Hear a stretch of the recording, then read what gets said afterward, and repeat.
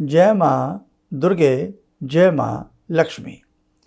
हमें लक्ष्मी पूजन के समय एक बात विशेष रूप से ध्यान रखनी चाहिए कि जब भी हम महालक्ष्मी का पूजन करें तो उनकी जो फ़ोटो, तस्वीर या जो भी हमने अपने सामने रखा है, कोई चांदी का सिक्का, वो बैठी हुई लक्ष्मी होनी चाहिए। स्थिर लक्ष्मी की आवश्यकता है। आज हर व्यक्ति को बिन लक्ष्मी कार्य नहीं बनता है और लक्ष्मी माता की स्वयं की आरती में भी है कि तुम बिन यज्ञ न होवे, तुम बिन वैभव न आवे।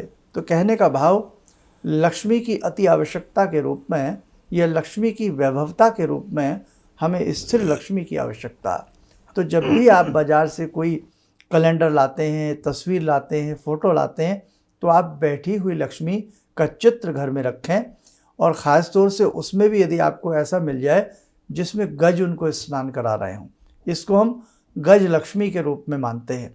ये गज लक्ष्मी का चित्र कहलाता है। और जब भी भगवती लक्ष्मी का आप पूजन करें तो मन में यही भाव लाएं, हे महालक्ष्मी, आप अष्ट लक्ष्मी के रूप में मेरे घर में स्थिर रूप से वास करें। इसीलिए स्थिर रूप से बैठी हुई लक्ष्मी का पूजन सर्वश्रेष्ठ बताया गया है।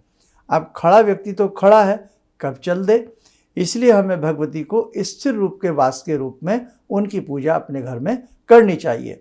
और पूजा करते समय ऐसे विनीत भाव आपके होने चाहिए कि हे जगत जननी, हे महालक्ष्मी, आप हमारे घर में अपने अष्ट रूपों के साथ विराजे, अपने अष्ट रूपों के साथ हमारे घर में आप प्रतिष्ठित होइएगा। हमें धन लक्ष्मी की आवश्यकता है, हमें स्वास्थ्य लक्ष्मी की आवश्यकता है, क्योंकि जो स्वास्थ्य है ये भी किसी धन से कम नहीं है। तो एक ऐसी लक्ष्मी भी का भी आशीर्वाद चाहिए जो हमें स्वास्थ्य प्रदान करें।